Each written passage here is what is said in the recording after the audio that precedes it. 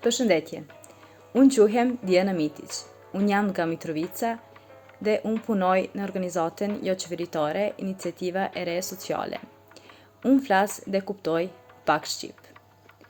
Ono što odlikuje naše društvo i čime treba da se ponosimo jeste jezička i kulturna različitost, čije učenje i upoznavanje i prihvatanje može samo da nas duhovno nahrani i obogati.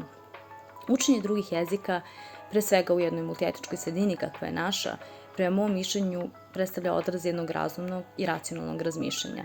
Jezik nam je neophodan u svakodnevnoj komunikaciji, počevši od nekih manje bitnih životnih situacija kao što su kupovina, razonoda, snalaženje u prostoru itd., pa sve do drugih zahtevnijih situacija u privatnom i profesionalnom životu.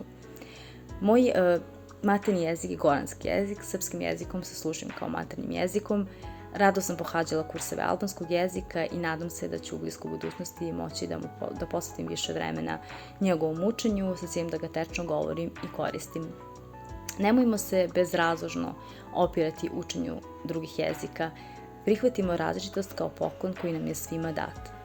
Učim druge jezici zato što sakam da razberem svet oko sebe i da naučim što više mogu za narodi koji žive o njego. Zar ne sakaš i ti, Tija?